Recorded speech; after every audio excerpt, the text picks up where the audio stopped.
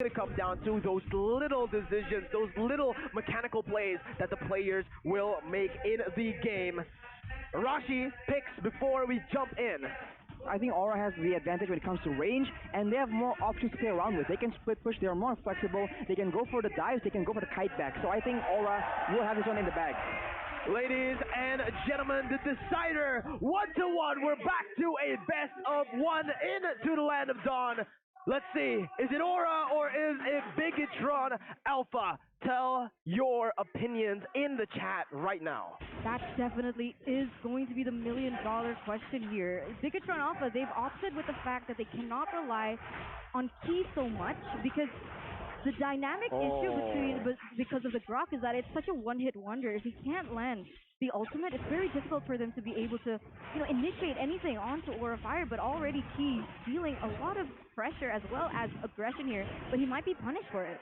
Flicker early on. He actually got the small minion, and that's actually enabled Karina to get a clear onto the purple buff. He's going onto the Lethal Wanderer. Max, however, wasn't really able to steal that much. He only stole one teddy bear, and he didn't go for the orange buff. He instead goes for the Lethal Wanderer, and he's going to get punished by Kabuki. Facehugger picks up the first blood, presented to you by the Samsung Galaxy A series.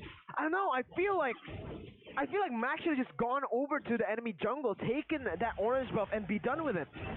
Yeah, I think, again, fighting early game when you have less setup is just so dangerous right now as Ki gets taken very low, and that will be Godita picking up a kill. Aura Fire in the early game, absolutely ruthless. Oh, they're not stopping there. Going on to Max again. Retry battle. Here we go. It's high, wins it, but it's going to be the knockup coming in from the breath of the ocean. Godiva has the oddity. He can't just use it to get out. He's not even using it here. He's waiting for the last second for the passive to get that HP back. Facehugger taking low. Max going for the damage. The wall will not have an impact. Facehugger can go through it. Man, they get really aggressive and they don't pay a single price there from the side of Aura Fire. And this is looking a little deja vu to game number 1 where Max was denied anything in the jungle, and that's exactly what they're trying to replicate here. And you can see that even Matt has been pressured in that bottom lane.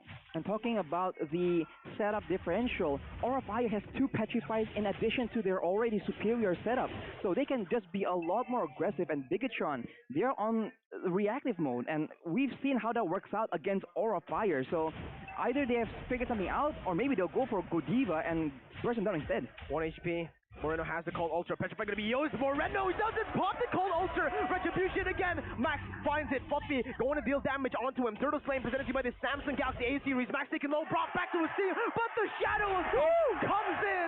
Facehugger with the last basic attack gets the kill. So Rizzo now going to be the prey that is going to be hunted down. But it's actually going to be Rizzo bringing him back. He gets the outplay on Godiva with the knockout strike. In BTR, they find a trade, an objective, and a kill. Brilliant outplay there by Sorizo in that top lane. He knows exactly how Godiva works and was able to actually deny that kill away from them. But when we take a look at the emblems, does anything stick out to you, Rush? Well, Max on the tank Karina with a Demon Slayer will be attempting to get those neutral objectives, but it's only a matter of time. Once the power spikes come in from the side of Aura Fire, they will, again, go with their usual pattern of just winning in the fights first, deleting Max before the fight even begins, and then going for the objective afterwards, because he is now 0-2. Fun fact though, Eterna and Arashi, wait a minute though, Ki, yeah, that's not going to be a kill. Godiva still has the rough waves, but this is the first time we'll see a unique hero. Wait a minute, what's going on? I don't have a chance to talk about the other aspects of this game because they just keep on going for fights. But alright, here. Sorizo has only played 2 heroes in MPL. This is the first time he's playing a hero that's not Uranus, that's not Esmeralda. Ooh. So he will lack in the experience department, but so far he's been having a great time here, although Fluffy has been a lot more dynamic and a lot more proactive in roaming around, being unloosened to the rest of BIGENTRON as Sorizo gets bursted down, but High will actually hold his own, and I think Sorizo's stuck here. He might get taken out. Yeah, Fluffy jumps in with the Electro final blow. Sorizo almost finding that kill there, but meanwhile on the bottom side, my goodness, the combo of the rough waves and Kabuki snipe finding the kill.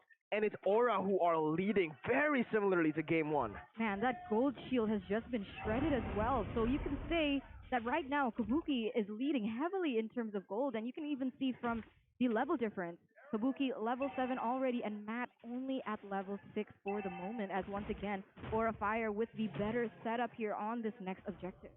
Right, Key is right there to try and find into try and deny the turtle, delay it as much as possible, but the rest of the team isn't there yet. And even if they are, Aura Fire will be the first to pull the trigger unless they can do something unexpected. Cold Ulcer there, Moreno popping the same here. You're gonna go on to high, who's gonna get Silent Shadow Assault to the back line as Max picks up the kill. No, it's actually Moreno. Godiva missing that Breath of the Ocean, doesn't have the Petrify to combo it through. 25 seconds for that Petrify to come back. Meanwhile, Paquito just eating that turret up in the top side as Max dishes out the damage onto the turtle. Turret gonna be taken down up top. That's a 1-for-0 in terms of objectives. That's a 2-for-0. 2-for-0, and because they were able to deny High as well as take him down, it was BIGENTRON Alpha having the better possibility of getting that turtle. And now it's not going to stop there because now they're focusing their focus onto this mid-side turret. Let's see, Facehugger trying to bring Key back. Still has the anti-CC. Fluffy jumps in, pushing the damage out. Goes in for the eye for an eye as well, and Moreno takes the Cold Altar away. 5 minutes in the game, both of the teams looking for the pressure. Chorizo going in with a knockout strike onto High. Once again, he jumps in. High's ultimate not able to dish the damage out just yet. Moreno preemptively uses that Cold Altar as it was going to go on cooldown. Aura Fire, they're losing their gold lead, their grasp on that game, but Godiva, so close to using that Petrify. Moreno just so clean with a Key, jumping with the wild charge again, flickering out from Facehugger's range. Once again, we're caught in a situation where it's going to be objectives over kills, and we'll see what actually is going to happen here as we're going to take a little look into the items here in minute number 6. Kabuki with the Hunter Strike right now with a lot more burst, and Matt, he's still on the Demon Hunter Sword, so still quite a bit of time before he will get the golden stuff as well and hit that very critical power spike. On the other hand, though, we can see that Fluffy is going for the tank Benedetta build, so it's just so annoying. But can it match up against Chorizo with the Bloodlust Axe? So the dueling between the Paquito and the Benedetta will actually be quite important unless another member gets involved. Yeah, there you go. That's a kill traded in. Godiva with the Breath of the Ocean and the Petrify, finding Moreno, who's still so tanky. Has the Cold Ulcer pop, and look at Kabuki! He takes all of that Cold Ulcer health out, and that is going to be Key targeted. Breath of the Ocean finding him. Kabuki dealing the DPS onto his Fluffy, finishes him off, getting the killing spree for himself. Max jumping in onto Fluffy, getting the kill, picking up the shutdown onto Moreno. Damage coming back. Oh! And the snipe from Kabuki. He does not miss. Oh my god, it would have been a good trade for the side of BIGENTRON Alpha, but it has been traded back because of that snipe coming in from Kabuki.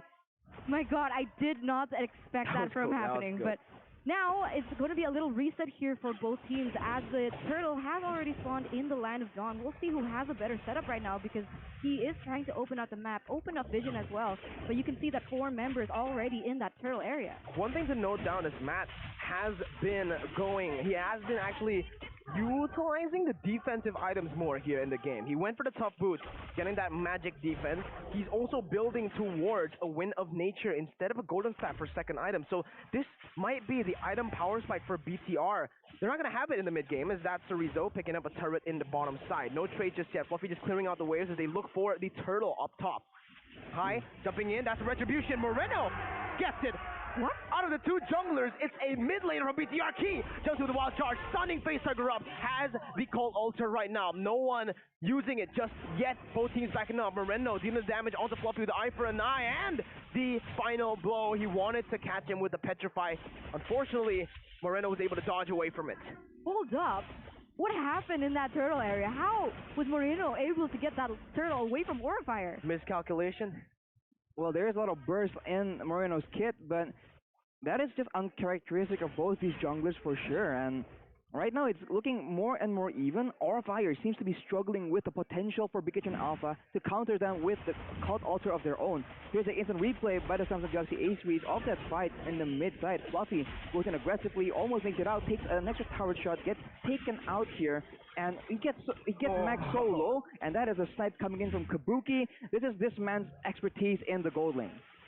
So on point by Kabuki there, but interestingly enough, Max didn't even use his Retribution, so I'm really wondering what happened there. But now you can see Godiva already with an engage onto Chorizo. He's actually still able to sustain away from that fight right now as Moreno Pop up the Cult Altar. That's a huge resource. Once again, burnt out. BTR won't have this for a few seconds. Orifire can capitalize on this using the knowledge that they have of the cooldown to maybe possibly look for more objectives on the map. Notice how they have the lead, but they are behind it. There's an objective key. Burst it down. My goodness.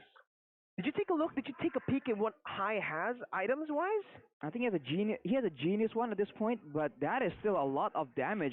I think the question is, what is key building if he gets popped like that? Because we said it earlier, if your front line gets popped like that, everyone else behind you, they have to be a bit reluctant to go in as Matt takes one to the back. Oof. Man, half health, even a little bit more there. As it just seemed like Aura Fire here, they're looking for something, understanding that the Lord is going to spawn very, very soon. Godiva looks for an engage on either Moreno, but top side here. Chorizo trying to pressure High away from this buff, but is it going to be a mistake? Let's see. Chorizo still able to kite away. Goes in. Petrify. Going to be popped onto Chorizo. Fluffy trying to deal with the damage, but Chorizo is just too mobile on this Paquito. He's still able to maneuver around the lane.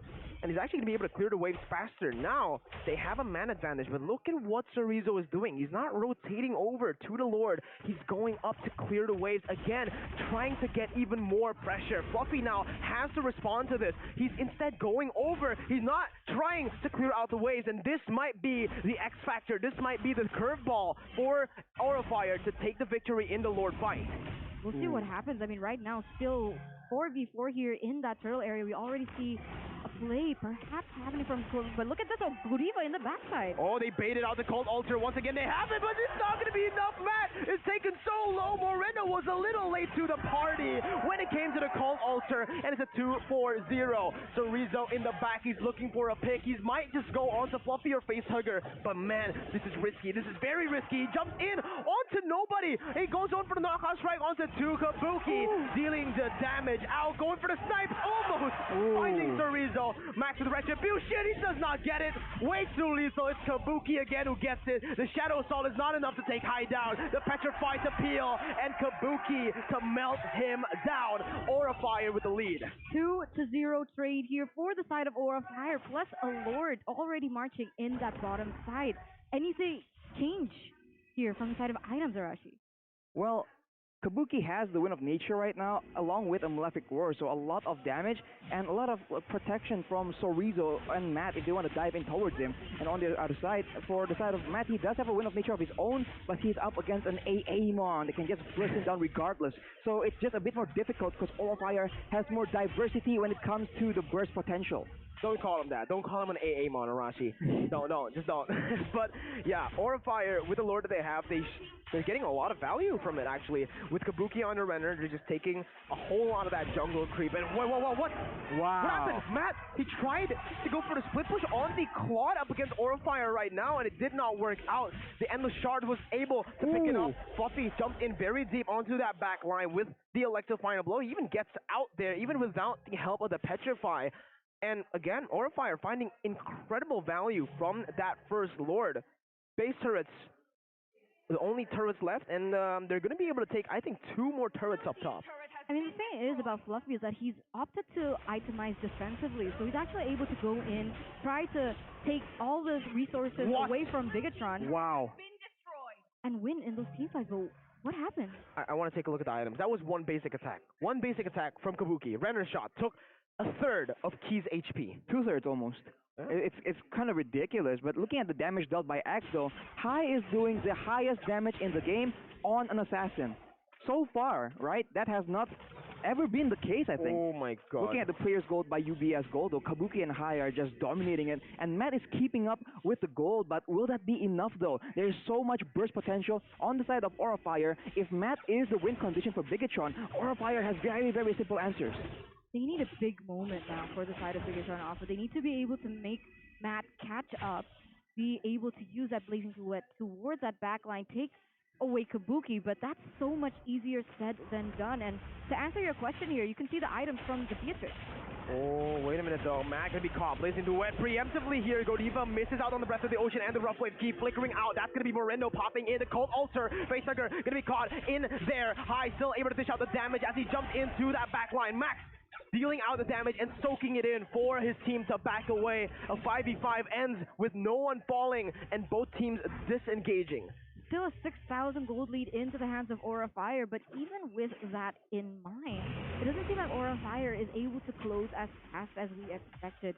Now the Lord is already in the Land of Dawn, and we'll see who has the better engage as well as setup. Are they going to be using this to bait out Bigetron, take away those important heroes, or will Aura Fire be able to just take it, snatch it away from Bigetron Alpha? I think the Cult Altar from Bigetron is just delaying the potential for Aura Fire to just take over the game because they can just die towards the back line, but when they strike back with crowd control of their own, with their own Cult Altar, it just makes everything a bit more random, and it's just less calculated the way Aura Fire wants it to be. So I think they have to try and play around that, as Fluffy here just zones as much as possible, and look at the damage!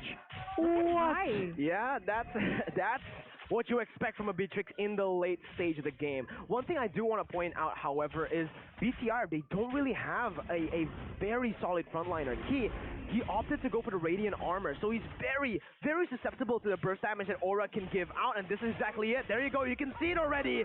One basic from Kabuki, and Key's gone. He had... Oh my god, that was so much damage. He was almost half HP, and one Renner shot was all it took to take him down. Wow, man. And without their roamer, that is an easy Lord take for Aura Fire. And this is the issue. Aura Fire has both a lot of physical damage burst and a lot of magical damage burst, so the itemization game from Bigetron Alpha is so much more difficult.